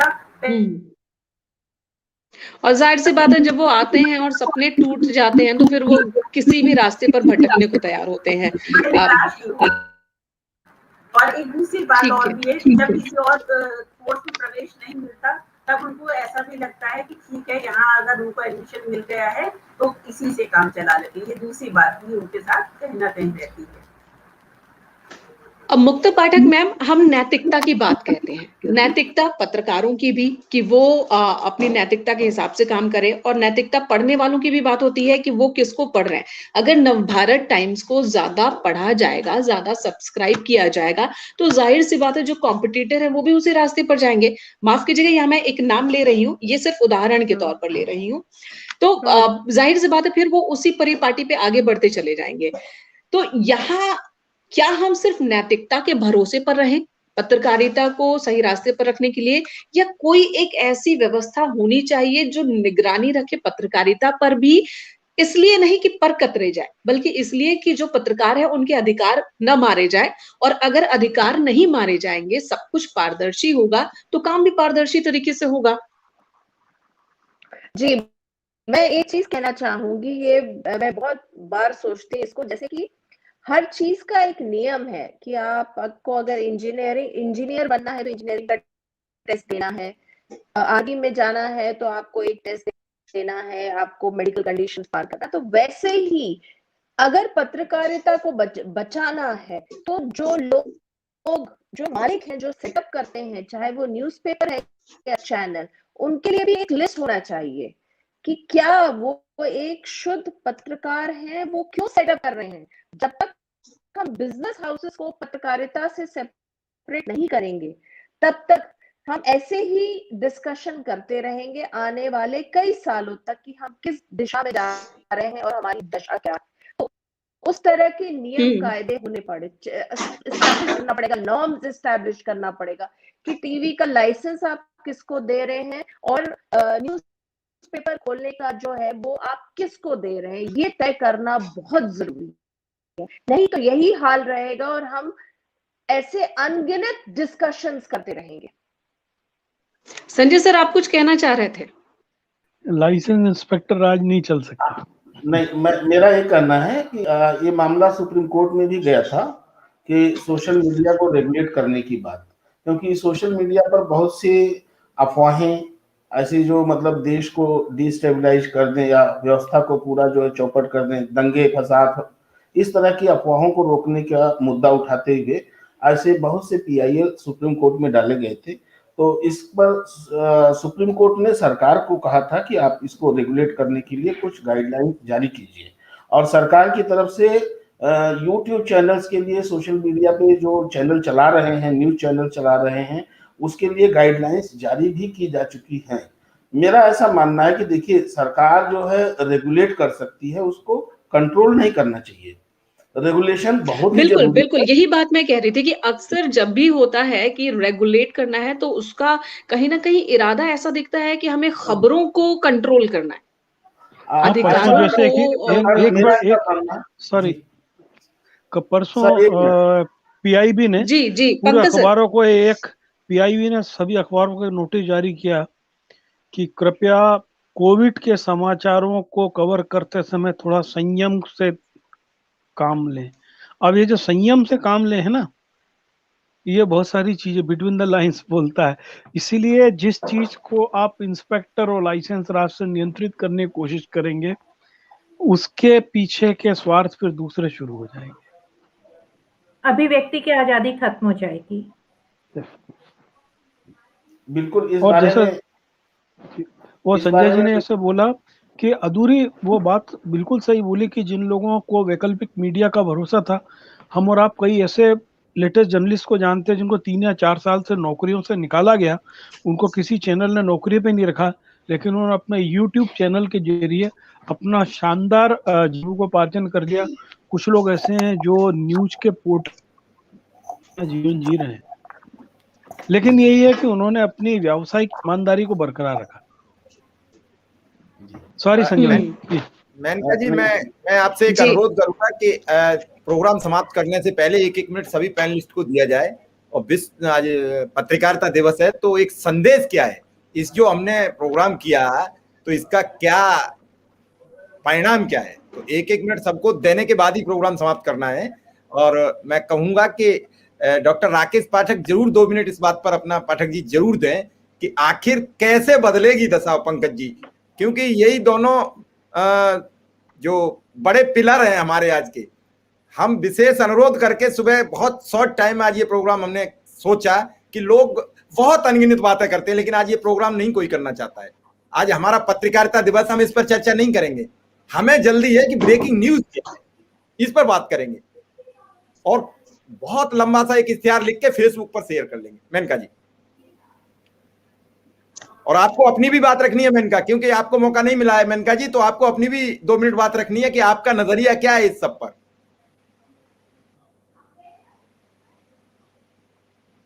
जी मेनका जी, शायद टेक्निकल इशू है, मेनका जी से संपर्क मैं शुरुआत करता हूं। राकेश सर, राकेश जी, आप 2 मिनट में ये जरूर बता दीजिए कि आज के पत्रकारों को नया क्या करना चाहिए, फिर पंकज जी और संजय सर से मैं बात करूंगा। मेनका जी से जी, मेनका से संपर्क हो गया हो तो पहले उन्हें सुन लें। नहीं है शायद वे संपर्क में। देखिए बहुत संक्षेप में थोड़ी नेट में दिक्कत आ रही है। चलिए अब मेनका, मेरी आवाज आ रही है? आ रही है। आप अपना एक बार स्टेटमेंट कंप्लीट कर लीजिए मेनका जी। सर, जब नजरिए की बात करते हैं तो जाहिर सी बात है, क्योंकि मैं हिंदी पत्रकारिता से ही जुड़ी हूँ और जब मैं इसमें आई थी तो यही सोचकर आई थी। मैं खुद भी मैथ्स ऑनर्स की स्टूडेंट हूँ। मेरे घर में जितने हैं इंजीनियर हैं और MBA से ही रिलेटेड है। घर वाले चाहते थे कि मैं भी वही करूं, बट मुझे करना था जर्नलिज्म, तो मैंने मास कॉम नहीं किया है, मैथ्स ऑनर्स से किया और फिर मैं दिल्ली चली आई कि मुझे भैया पत्रकारिता ही करनी है। लेकिन जो सोचा था वो पूरा नहीं कर पा रही, ये हकीकत है। क्योंकि एक वक्त के बाद फिर आपकी प्रायोरिटीज चेंज हो जाती है कि आपको अपनी EMI देखनी है, आपको स्टेटस जो लिविंग स्टैंडर्ड है वो भी देखना है, आपके घर में जो आपके छोटे भाई बहन है वो जब आपसे आगे निकलते हैं तो फिर आप ये भी देखते हैं कि भैया हम क्या कर रहे हैं। तो यहाँ झंडा अगर ज्यादा उठाया तो पता चलेगा कि घर भेज दिए जाएंगे कि जाओ, और फिर किसी मीडिया हाउस में जो हम बात कर रहे थे, थोड़ी देर पहले चर्चा कर रहे थे कि यहाँ पत्रकारों के बीच एकजुटता की कमी मुझे साफ साफ दिखती है। संपादकों में एकजुटता है, संपादक भले ही एक दूसरे को जितना भी कोसें, लेकिन जब ये एक जगह बैठते हैं अपने अपने मीडिया हाउस से बाहर तो ये एक यूनिट हो जाते हैं। जब बात संपादक और पत्रकारों की आती है, उसके नीचे के जो एम्प्लॉय हैं उनकी आती है, लेकिन एम्प्लॉय में वो एकजुटता नहीं है। एक बड़ी समस्या मुझे ये लगती है, कई बार तो असंगठित मजदूरों जैसा फील होता है कि पत्रकार अपनी ही बात नहीं रख सकता, रखेगा तो दूसरे पत्रकारों का ही उसको सपोर्ट नहीं मिलता। तो कुछ एक ऐसी व्यवस्था तो होनी ही चाहिए जहां पर पत्रकार अपनी बात को बिना डरे रख सके। अगर कोई पत्रकार सेफ है, सिक्योर है, ठीक है, उसे बहुत ज्यादा सैलरी ना मिले, लेकिन सेफ सिक्योर एटलीस्ट इतना तो हो कि वो हर महीने कुछ पैसे कमा सके और परिवार को खिला सके, तो शायद परिस्थिति अलग हो। तब इतना डर ना हो और पत्रकारिता इतनी बेबस ना हो, ये मुझे लगता है। सोशल मीडिया ठीक है, एक अलग प्लेटफॉर्म है, लेकिन ये भी हर किसी के लिए पॉसिबल नहीं है कि वो सोशल मीडिया पर आए और अपनी जगह बनाए। बहुत सारे लोग ऐसे होते हैं जिनको लगता है ठीक है 9 बजा ऑफिस गए, जितने घंटे काम कराना है करा लो, फिर वापस घर जाए। तो वैसे लोगों के लिए भी एक जगह तो होनी ही चाहिए पत्रकारिता में। राकेश जी, बस मैं इतना ही कहना चाहूंगी आज। जी मुझे लगता है कि शिव कुमार सारे मुद्दों पर बहुत विस्तार से बात हो गई है। मैं इसको बस थोड़ा सा सम अप करने की कोशिश करता हूं कि आज पत्रकारिता की जो दशा है और दिशा है, इसकी संभावना, आशंका भविष्य दृष्टा महान संपादक बाबूराव विष्णु पराड़कर ने 1925 में देख ली थी। वृंदावन में देश का पहला संपादक सम्मेलन हुआ था 1925 में, हिंदी साहित्य सम्मेलन का। उसमें उन्होंने कहा था कि आने वाले समय में अखबार बहुत सुसज्जित होंगे, दिखने में बहुत सुंदर होंगे, लेकिन उनमें आत्मा नहीं होगी। उन्होंने बहुत स्पष्ट कहा था, आप देख लीजिएगा उनका भाषण, कि अखबार व्यावसायिक हो जाएंगे और संपादक नाम की सत्ता समाप्त हो जाएगी। आप कल्पना कर सकते हैं 1925 में, अभी 100 साल भी पूरे होने वाले हैं 4 साल बाद, तब ये बाबूराव विष्णु पराड़कर ने कह दिया था। आज वो हमारे सामने है। समानांतर और वैकल्पिक मीडिया पर हमने बहुत सारी बात की है, लेकिन जैसा कि पंकज जी ने बहुत शुरू में कहा था कि सोशल मीडिया पर हर सूचना को साझा कर देना पत्रकारिता नहीं है। और ये समाज में हम सबको रेखांकित करते रहना पड़ेगा। हम सब भी सोशल मीडिया पर काम करते हैं, पोर्टल्स में काम कर रहे हैं, फेसबुक पर लिखते हैं, ट्विटर पर लिखते हैं। हमारे लिखने और करोड़ों लोग जो फेसबुक और ट्विटर पर हैं उनके लिखने में फर्क हमेशा ही रहना चाहिए।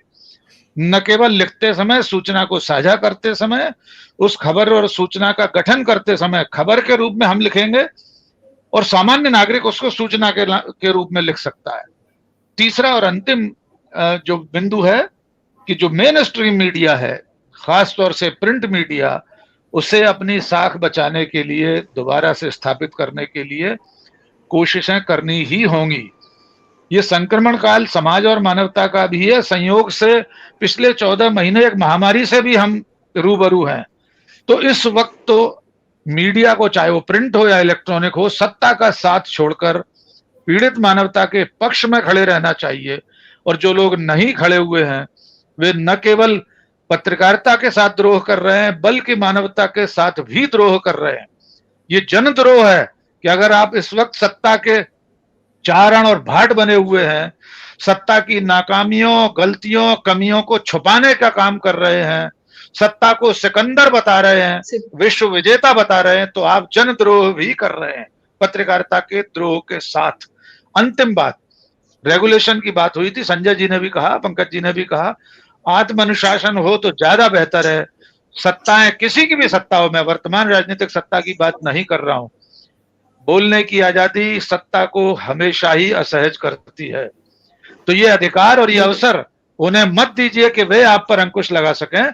ये आत्मानुशासन हम खुद अपने भीतर लाएं और इसके लिए बहुत संस्थाएं, प्रेस काउंसिल ऑफ इंडिया है, न्यूज ब्रॉडकास्टर्स एसोसिएशन है, बहुत संपादक खुद अपनी संस्था में इसको रेगुलेट करने के लिए बैठा है। अगर वही कर लेगा तो शासन और सत्ता को किसी भी तरह से अंकुश लगाने का अधिकार और अवसर नहीं मिलेगा, नहीं मिलना चाहिए। मेरी बात यहीं खत्म होती है। बहुत शुक्रिया जी मेनका जी। अगला सवाल मेरा पंकज जी से है। जैसे राकेश जी ने बड़ी कम शब्दों में एक पूरा प्लान चार्ट कर दिया, कि प्लान आउट कर दिया, जैसे कहते हैं, कि बता दिया क्या क्या होना चाहिए, क्या क्या करना चाहिए। आप उस दौर के पत्रकार रहे हैं जब आप राजीव जी के भी साथ होते थे, जो आज हमारे साथ नहीं है, पूर्व प्रधानमंत्री थे, एक एक वक्तव्य, आज के मौजूदा प्रधानमंत्री, बीच के प्रधानमंत्री, इन सब में संयोग क्या देख रहे हैं?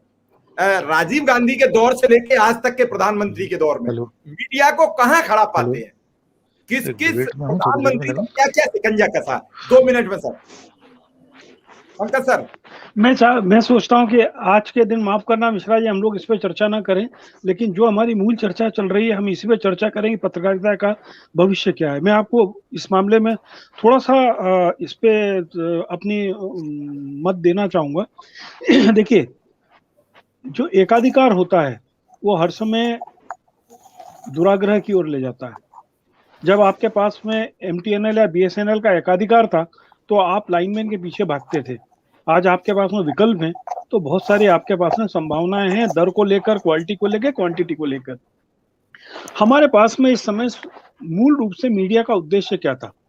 सूचनाएं इकट्ठा करना और आम लोगों तक सूचनाएं देना।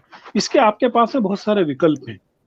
त्वरित सूचना के लिए टीवी है, फॉलोअप के लिए आपके पास में अखबार हैं, जो चीजें अखबार और टीवी पे नहीं आ पाती उसके लिए सोशल मीडिया है, ब्लॉग्स हैं अपने व्यूज के लिए, और जिनका मैंने पहले नाम लिया था, क्विंट हो, वायर हो, या आप दक्षिणपंथी ऑफ इंडिया को भी ले लीजिए, जो कोई भी है, इस प्रकार के हैं जो अपने स्पेसिफिक व्यूज को लेकर एंटी इनकम्बेंसी या प्रो कम्बेंसी को लेकर काम कर रहे हैं। हमारे पास में ये जो विकल्प है, मुझको ऐसा लगता है कि ये एक बहुत संक्रमण काल है। जिस प्रकार से विकासशीलता और विकासशीलता का दौर होता है, दौर हो, या ऋतुओं का संक्रमण काल हो, चाहे उम्र का संक्रमण काल हो, उसमें थोड़ा सा अनाचार, दुराचार, भ्रष्टाचार होता ही है। इसी तरीके से पत्रकारिता के विभिन्न माध्यमों को लेकर संक्रमण काल है। थोड़े दिनों में हर एक की ड्यूटी सेट हो जाएगी।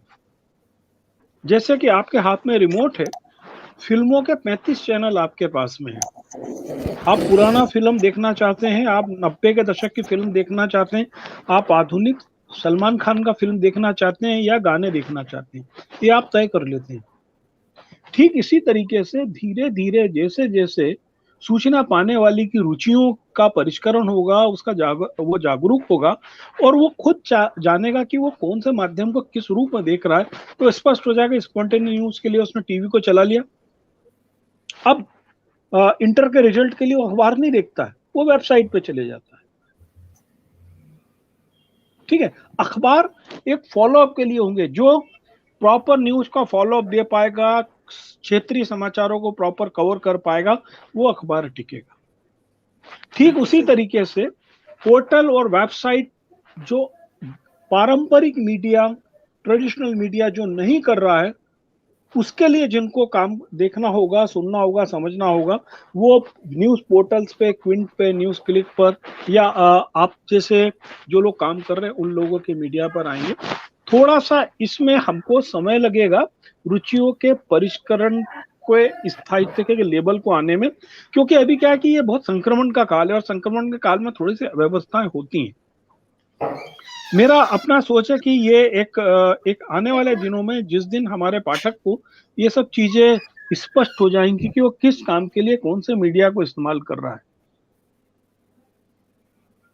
तो ये इस चीज पर हम आप देखें, क्योंकि आप जी थैंक यू जी, बिल्कुल सही कहा आपने, और उसी तरीके से धीरे धीरे बदलाव भी देखने को मिल रहे हैं। संजय जी, आज पत्रकारिता दिवस है, सब जगह आप काम कर चुके हैं, तो क्या कहना चाहेंगे, संदेश क्या देंगे साथियों को, क्या कहेंगे, कैसे बदले? देखिए, बदलाव जो आज की परिस्थितियां हैं और जिन पर हम चिंतित हैं, उन परिस्थितियों को हटाना पड़ेगा। जैसे आज पत्रकारिता में ईमानदारी की कमी महसूस की जा रही है, तो जो लोग भी पत्रकारिता में आने के इच्छुक हैं, उनको पहली बात तो दिल से, दिमाग से मजबूत होना पड़ेगा। ईमानदारी उनके अंदर कूट कूट करके भरी होनी चाहिए, भाषा की शुद्धता और विषयों की समझ बहुत अच्छी होनी चाहिए, और जनता के प्रति जवाबदेही, सत्ता के प्रति नहीं, जनता के प्रति जवाबदेही। और सबसे महत्वपूर्ण बात, संघर्ष के लिए, किसी भी हद तक जाने के लिए, संघर्ष के लिए मानसिक रूप से अपने आप को हमेशा तैयार रखना पड़ेगा।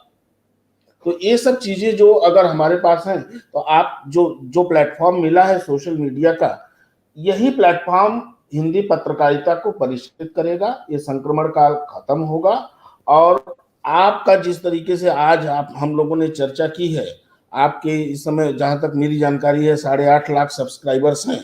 ऐसी ही स्वस्थ चर्चा अगर होती रही तो मुझे विश्वास है, पूरा विश्वास है कि आपका भी चैनल पूरे देश में ही नहीं पूरी दुनिया में लोकप्रिय होगा, सब लोग देखेंगे। आप इसी तरीके से स्वस्थ चर्चा कराते रहिए, और हिंदी पत्रकारिता का भविष्य मेरे माध्यम से, इसमें तकनीकी सुधार जितना अच्छा आएगा, तकनीक जैसे जैसे बदलेगी, हिंदी पत्रकारिता का स्वरूप बदलेगा, और अच्छे लोग ही आगे बढ़ेंगे। जो लोग चापलूसी करते हैं, जो लोग सत्ता की दलाली करते हैं, चाहे वो मेन स्ट्रीम की मीडिया के हों, चाहे जो भी हो, उनका पतन एकदम निश्चित है। अच्छे लोगों को हमेशा लोग सुनना पसंद करते हैं, और अच्छी बातों को जो जनता के हित की है। राकेश जी क्या संदेश देंगे? मुझे लगता है शिव कुमार, मैं अपनी सारी बातें कह चुका हूं, और दोबारा मुझसे मत कहलवाइए। संजय जी ने बहुत अच्छी बात कही, पंकज जी ने भी। बस मुझे ये उम्मीद है कि इस अमृत मंथन में से विष और अमृत अलग अलग निकलेगा, और समाज में अमृत सबके हिस्से में आए। पत्रकारिता के इस संक्रमण काल में जो अमृत मंथन चल रहा है, इसमें से मैं ऐसी आशा करता हूं। माला मिश्रा जी, आप रोज नए बच्चों को शिक्षा देती हैं पत्रकारिता जगत में भेजने के लिए। मेनका जी सवाल कर ही चुकी हैं, क्या क्या इच्छाएं लेकर आते हैं, लेकिन क्या संदेश देंगी बच्चों को जो एक नई पत्रकारिता की ओर जाए, देश में एक पत्रकारिता पुनर्स्थापित हो?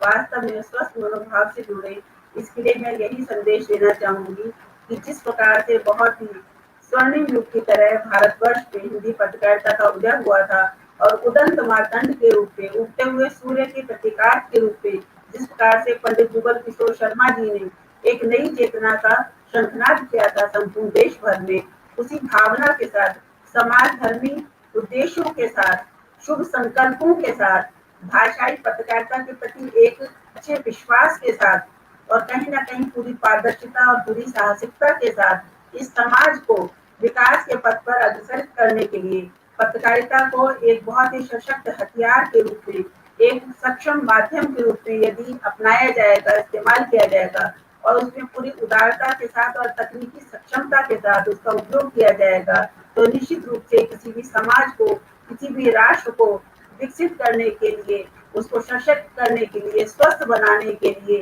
संपूर्ण बनाने के लिए पत्रकारिता बहुत ही उपादेय माध्यम के रूप में सामने आ सकता है। और युवा पीढ़ी, आज के जो छात्र हैं, आज के जो विद्यार्थी हैं, यदि वास्तव में ईमानदारी से समाज की चिंताओं के प्रति आश्वस्त होते हुए उनके समाधान खोजने के लिए पत्रकारिता को एक अच्छे माध्यम की तरह उपयोग में लाएंगे और उसमें सनसनी की जगह अगर वास्तव में तृणमूल स्तर पर कार्य करेंगे तो निश्चित रूप से वर्तमान पत्रकारिता, आगामी भविष्य की जो पत्रकारिता है, वह समाज के उन्नयन और विकास के लिए उदंत मार्तंड जैसा एक नया प्रतिमान स्थापित कर सकती है। यही मेरा संदेश है कि यदि हमारी मुख्य धारा मीडिया सोशल मीडिया की तरह कुछ उदार हो जाए, कुछ उनको व्यापक फल प्रदान करे, तो निश्चित रूप से जो हमारी आगामी युवा पीढ़ी है वह इस पत्रकारिता का उपयोग करते हुए इस राष्ट्र के लिए एक समानांतर विकास धारा प्रशस्त कर सकती है। जी, श्रुति जी क्या संदेश देंगी, क्या कहना चाहेंगी? कैसे इस नए दौर में, एक राकेश जी ने कहा, संजय जी ने कहा, पंकज जी कह ही चुके हैं, कैसे एक नया आयाम मिले, क्या संदेश है आपका? देखिए, मैं जो कुछ भी हूँ इसी पत्रकारिता के कारण, और मुझे लगता है सिर्फ एक चीज हम सबको याद रखनी चाहिए कि बोल की लब आजाद है तेरे, चाहे फिर वो आम इंसान के लिए हो, चाहे फिर वो समाज के लिए हो, चाहे फिर वो सरकार के विपक्ष में हो या सरकार ने कुछ अच्छा किया हो तो उसकी बात को फैलाने, प्रसार करने के पक्ष में हो, और फिर चाहे वो अपने ही साथियों के साथ खड़े होने में हो। यदि हम ये चारों पांचों चीजें कर लेंगे तो इतना है कि पत्रकारिता स्प्रिंग की तरह, आप दबाइए, ये वापस जरूर एक बार खड़ी होगी। मेनका जी, क्या संदेश देना चाहेंगी, क्या कहना चाहेंगी?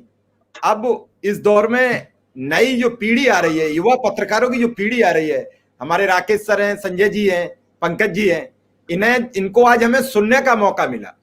हमने इसीलिए कहा कि आज हम केवल सुनेंगे, और मैंने कहा जी आप थोड़ा सा प्रोग्राम देखिए, संचालन करिए, क्योंकि मुझे सुनना है। आज सुनने में जो आनंद मिलता है वो कभी नहीं मिलता है। आज मुझे बड़ी जानकारियां मिली, पंकज जी ने जो बताया है वो असलियत थी, राकेश जी ने बताया असलियत थी, संजय जी ने बताया ये अंतर्मन की पीड़ा है कि मैं इसके लिए अपने परिवार के साथ मिलकर बच्चों को पढ़ाता था, फिर अपने व्यवस्थाएं घर की जुटाता था। ये हकीकत है। अब आज लोग दूसरे दौर में चले गए तो पत्रकारिता बदलनी, क्या संदेश देंगी? बिल्कुल, और जो कमाया है संजय जी ने, राकेश पाठक सर ने, पंकज चतुर्वेदी सर ने और जो वरिष्ठ पत्रकारों ने जो कमाया है, जो उन्होंने अपनी जिंदगी को ही संघर्ष और मशाल की तरह जलाकर जो उपलब्धि हासिल की है, उसे आगे बढ़ाने की जिम्मेदारी मौजूदा दौर के पत्रकारों पर है, और ये बड़ी जिम्मेदारी है। ठीक है, यहाँ पर बाजार हावी है, चुनौती कहीं ज्यादा है पत्रकारिता को जिंदा रखने की, लेकिन जिनमें हिम्मत है, जिनमें ताकत है, वो रख लेंगे। हर दौर में अच्छे पत्रकार रहे हैं और रह लेंगे, और हो सकता है वक्त बदले और फिर अच्छे पत्रकारों की पूछ भी होने लगे, फिर वो उस पोजीशन पे आ जाए कि वो दूसरों को बताएं कि क्या करना चाहिए, क्या नहीं करना चाहिए। वो वक्त भी आएगा, और आज भी बहुत ऐसे संस्थान हैं जहां पर ऊपर पोजीशन पे भी अच्छे पत्रकार हैं जो रास्ता बताते हैं। वक्त बदलेगा तो शायद तस्वीर थोड़ी और अच्छी हो जाएगी, मजबूत हो जाएगी, क्योंकि अगर हम इलेक्ट्रॉनिक मीडिया की बात करें तो ये बहुत ज्यादा लंबा टाइम अभी इलेक्ट्रॉनिक मीडिया को हुआ नहीं। कह सकते हैं कि अभी तो युवावस्था से निकलकर अब उससे आगे बढ़ा ही है। अभी इलेक्ट्रॉनिक मीडिया बहुत कुछ सीखने की जरूरत है, और सीख कर ठीक भी होंगे। प्रिंट मीडिया की बात करें, प्रिंट मीडिया से अनुभव लेने की जरूरत इलेक्ट्रॉनिक मीडिया, सोशल मीडिया को है, पहले भी थी और आगे भी रहेगी। अगर प्रिंट मीडिया पर इलेक्ट्रॉनिक मीडिया हावी होने लगेगा तो जो बात राकेश सर ने कही थी, पंकज सर ने कही थी कि जो न्यूज़पेपर है दिखेंगे तो अच्छे, बस उसकी आत्मा नहीं रहेगी। बदलाव वक्त की जरूरत है, लेकिन आत्मा नहीं मरनी चाहिए। इस बात का ख्याल हमें रखना होगा। मौजूदा दौर के पत्रकारों पर यह जिम्मेदारी है और इसके लिए मुझे जहां तक लगता है, अगर हम इकट्ठा हो सके, मजबूत हो सके, चाहे किसी भी संस्थान के पत्रकार हो, किसी भी माध्यम के पत्रकार हो, अगर वो एक छत के नीचे जब आए तो सिर्फ पत्रकार बनकर आए, तो शायद हम अपनी बात मजबूती से रख सकेंगे और अपना काम भी ठीक तरीके से कर सकेंगे। फिर हमें 2, 4, 5 लोग या बाजार जो है वो हम पर हावी नहीं रहे। तो सबसे जरूरी मुझे तो यही लगता है, बदलाव हो, ठीक है, अगर हिंदी की आत्मा को बरकरार रखना है, लेकिन अगर आजकल की जनरेशन टफ हिंदी से खुद को कनेक्ट नहीं करती है तो हम जबरदस्ती थोप भी नहीं सकते। हमें थोड़ा बहुत जनरेशन के साथ भी बदलना होगा, लेकिन इतना ही कि हम हास्यास्पद ना हो जाए। जैसा कि सर ने कहा कि एक हेडिंग में 6 वर्ड है, 6 में से 5 जो है वो इंग्लिश के हैं। अब ऐसे भी बदलाव की जरूरत नहीं है, समझने लायक बदलाव की ही जरूरत है और उसके साथ साथ हमें मजबूत होने की भी जरूरत है। मुझे लगता है मजबूती तभी होगी जब हम एक साथ आएंगे। अगर बिखरे रहेंगे तो फिर इसी तरह की बातें करते रहेंगे आगे भी। तो मुझे तो सारा सॉल्यूशन इसमें नजर आता है कि हम सारे पत्रकार एक हों, एक छत के नीचे रहें और उसके बाद कहें कि नहीं, जो आपने कहा, हम अपने बॉसेस को कह सके नहीं नहीं आपने जो कहा है वो गलत है, वो हम तो ना चलाएंगे ना बोलेंगे, हम तो वो बोलेंगे जो सही है। इतनी ताकत पत्रकारों में आ जाए तो शायद पत्रकारिता फिर वही क्रांति करे, नहीं तो फिर ऐसी बातें करते रहेंगे हम। पंकज जी, बस आपका आशीष मिले तो प्रोग्राम समाप्ति की ओर ले जाया जाए। 1 घंटा 21 मिनट का हो चुका है, दर्शक भी कह रहे हैं बहुत लंबा हो गया है, बहुत। अब समापन करो। हाँ, बहुत। शिव कुमार अब क्लोज करिए जी। तो मैं आप सबका, पंकज सर कुछ कहेंगे या फिर समाप्त किया जाए? आपका माइक म्यूट है सर।